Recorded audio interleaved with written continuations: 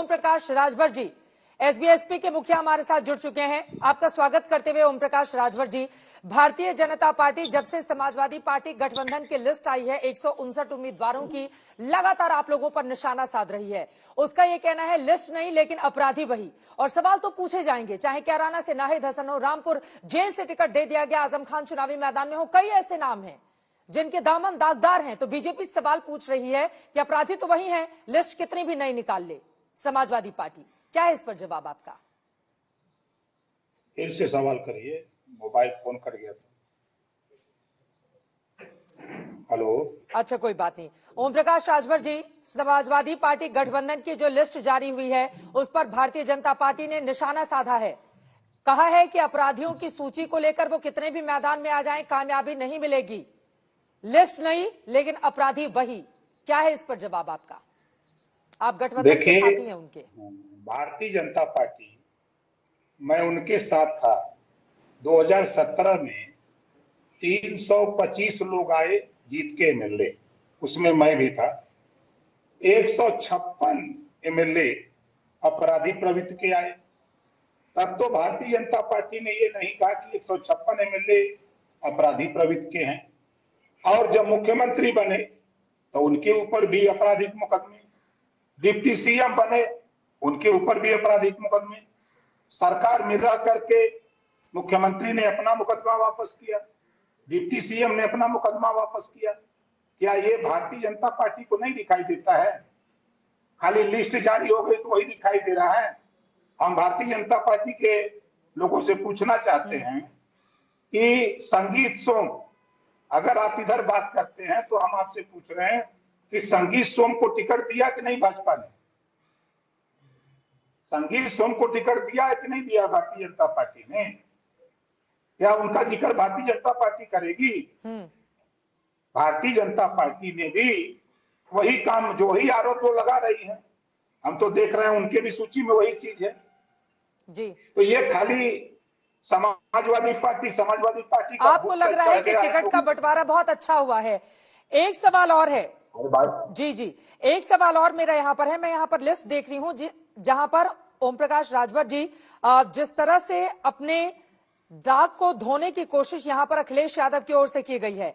159 उम्मीदवार, जिनमें 12 यादव, 9 ब्राह्मण, 8 वैश्य, 6 ठाकुर, 52 गैर यादव ओबीसी, 31 एससी, और यहां पर समाजवादी पार्टी की ओर से जोर दिया जा रहा है कि कुल 128 हिंदू और 31 मुस्लिमों को टिकट दिया गया है। तो क्या आपने पुराने जो दाग थे उसको धोने की कोशिश में यहां पर अखिलेश यादव हैं? क्योंकि परिवार के लोगों को भी इस तरह से जगह नहीं दी गई है और सिर्फ 12 उम्मीदवार ही यादव जाति से आते हैं 159 लोगों में। आपको मैंने बहुत पहले बताया था कि ओम प्रकाश राजभर माननीय अखिलेश यादव जी के साथ समझौता किए हैं। तो जो आप नारा लग रहा था कि नई सपा है, नई हवा है, तो आज वो टिकट बंटवारे में आपको देखने को मिला होगा कि जो पिछली टिकट बंटवारे में जो होता रहा होगा, लेकिन आज वो चीजें नहीं हैं। आज सबको जिसका जितना हिस्सा है उसको उतना हिस्सा देने का प्रयास किया गया है। जब 403 सीटों की सूची आएगी तब आपको लगेगा कि नहीं, हाँ, जो ओम प्रकाश राजभर ने कहा है, जो समाजवादी पार्टी के लोगों ने नारा दिया है कि नई सपा है और नई हवा है, तो वो आपको देखने को मिलेगा। ओम प्रकाश राजभर जी के जाने की वजह से इस तरह की परिस्थिति बनी है क्या, कि आपके निर्णयों के हिसाब से अखिलेश यादव फैसला ले रहे हैं? नहीं, आपने देखिए, कभी कभी आप, अब चूंकि आप महिला हैं और कभी कभी गांव में लोग कहते हैं कि फला औरत आई, उसकी गोरी ठीक नहीं है, उसके आते ही पड़वा मर गया। ऐसी कहावत है हमारे ग्रामीण इलाकों में, महिलाएं कहती हैं। तो आपने देखा कि आप ही लोग चर्चा करते थे कि शिवपाल चाचा और अखिलेश कभी एक नहीं हो सकते, दोनों एक हो गए, आपके सामने प्रमाण है। सब लोग यही कहते थे कि समाजवादी पार्टी में कोई बदलाव नहीं हो सकता, आज समाजवादी पार्टी में बदलाव है। तो कहीं न कहीं जो हमारे मोर्चे में जो हमारे साथी आए हैं, चाहे जितने लोग आए हैं, चाहे उनकी वजह से हो, चाहे अखिलेश यादव जी की सूझबूझ से हो, कहीं न कहीं परिवर्तन नजर आ रहा है। ठीक है, इस परिवर्तन पर ही मुख्यमंत्री योगी आदित्यनाथ ने यहां पर तंज कसते हुए ट्वीट किया है, जिन्हें पाकिस्तान दुश्मन नहीं लगता, जिन्ना दोस्त लगता है, उनकी शिक्षा, दीक्षा और दृष्टि पर क्या ही कहा जाए। वे स्वयं को समाजवादी कहते हैं, लेकिन सत्य यही है कि इनके नस नस में तमंचावाद दौड़ रहा है।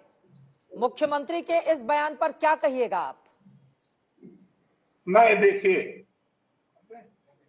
देखिए जब हमारे देश के प्रधानमंत्री पाकिस्तान जाते हैं और पाकिस्तान जाकर के वहां प्रधानमंत्री की माता का पैर पकड़ते हैं, साल भेंट करते हैं और चाय पी करके आते हैं, और लाल कृष्ण आडवाणी जी वहां जाके मजार पे चादर चढ़ा के आते हैं, और हमारे स्वर्गीय अटल बिहारी वाजपेयी जी समझौता एक्सप्रेस चलाते हैं और वो पाकिस्तान कराची तक ले जाने और आने की व्यवस्था बनाते हैं। तो आप बताइए कि प्रेमी कौन है? समाजवादी पार्टी प्रेमी है कि भारतीय जनता पार्टी प्रेमी है? इतना लगाव कि बिरयानी खाने चले जा रहे हैं लोग, मजार पे चादर चढ़ाने चले जा रहे हैं लोग, और पाकिस्तान से भारत का स्वर्गीय अटल बिहारी वाजपेयी जी ने समझौता एक्सप्रेस चलवाया। तो प्रेम किसके ऊपर है? किससे किसका लगाव वहां से है?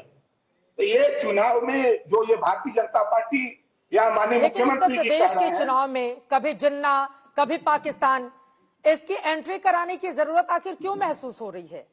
नहीं, आकाश में योगी जी ने जो ट्वीट किया है उन्हीं से पूछिए कि लाल कृष्ण आडवाणी जी चादर चढ़ाने क्यों गए थे, और हमारे मोदी जी चाय पीने क्यों चले गए वहां, हमारे स्वर्गीय अटल बिहारी वाजपेयी जी समझौता पाकिस्तान और भारत में समझौता एक्सप्रेस क्यों चलवाए? क्या वजह थी? क्या लगाव है? इतना बड़ा आप लोगों को लगाव है वहां से, और दूसरी तरफ अनाप शनाप आप लोग बोलते हैं। हम लोगों से उससे नहीं मतलब है, हम लोगों को मतलब है बार बार मुख्यमंत्री की ओर से तमंचावादी कहा जा रहा है। एक समान अनिवार्य और तमंचावादियों की पार्टी को उत्तर प्रदेश में सामाजिक न्याय समिति की रिपोर्ट लागू कराना, हम लोगों को उत्तर प्रदेश में आवारा पशु से किसानों को छुटकारा दिलाना, हम लोगों का ये मुद्दा है। इस मुद्दे के आधार पे हम लोग जनता के बीच में है। हम प्रदेश में अमन चैन चाहते हैं, भाईचारा चाहते हैं, हम नफरत की राजनीति नहीं चाहते। हाँ, वो कह रहे हैं नस नस में तमंचावाद दौड़ रहा है, इस पर भी तो कुछ बोलिए। बार बार तमंचावादी कहकर संबोधित कर रहे हैं मुख्यमंत्री। नहीं, बिल्कुल कह रहे हैं। हम आपसे हम आपके माध्यम से माननीय मुख्यमंत्री जी से पूछना चाहता हूं कि शपथ लेते ही हरशंकर तिवारी का छापा पड़ गया क्योंकि ब्राह्मण थे, विजय मिश्रा का छापा पड़ गया ब्राह्मण थे, ब्रजेश मिश्रा का छापा पड़ गया क्योंकि ब्राह्मण थे, खुशी दुबे ब्राह्मण की बेटी, वो 4 दिन पहले ससुराल आती है, क्या कसूर उसका? उसके घर में बेशक माफिया गुंडा अपराधी हो सकते हैं, मैं इसको इनकार नहीं कर सकता, लेकिन उस व्यक्ति का क्या कसूर? आज साल भर के ऊपर हो गया, उसको जेल में योगी जी डाल दिए। खुशी दुबे जेल में, योगी जी का बिरादर 10 महीने से 25,000 का इनामी क्रिकेट के खेल में, क्या ये उनको नहीं दिखाई देता है? कहां गई इनकी पुलिस? कहां गया इनका लॉ एंड ऑर्डर? कहां गया इनका बुलडोजर? क्यों नहीं उधर जाता है? क्या कारण है? क्या ये बताएंगे योगी जी? खाली ट्वीट कर देना और बैठ करके कह देना। एक आखिरी सवाल और, ठीक है, एक आखिरी सवाल का जवाब और। बहुत सारे मेहमान मेरे साथ जुड़े हुए हैं। ओम प्रकाश राजभर जी, देखिए बीजेपी पर आप लोग निशाना साध रहे हैं, वहीं वो अपना कुनबा भी बढ़ा रहे हैं। स्वामी प्रसाद मौर्य को आप लोग लेकर आए समाजवादी पार्टी में, जोर शोर से कोरोना काल होने के बावजूद जिस तरह से उनका वेलकम किया गया।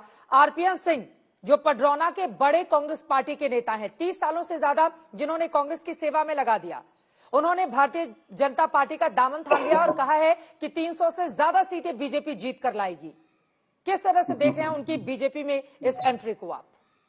देखिए, कांग्रेस पार्टी के बड़े नेता हुआ करते थे जितिन प्रसाद जी, और जितिन प्रसाद जी जब कांग्रेस में थे तो बड़ी बड़ी लंबी लंबी लिस्ट लेके प्रेस वार्ता करते थे कि 500 ब्राह्मणों का इनकाउंटर भाजपा ने कराया, और बड़े नेता भारतीय जनता पार्टी ज्वाइन कर लिए और मिनिस्टर भी बन गए, और नाम लेने वाला कोई नहीं है, कहीं पर्दे पर दिख रहे हैं। उसी तरह आरपीएन सिंह जी बड़े नेता थे जब कांग्रेस पार्टी सरकार में रहती थी, कांग्रेस पार्टी में थे, तब तक ये बड़े नेता थे।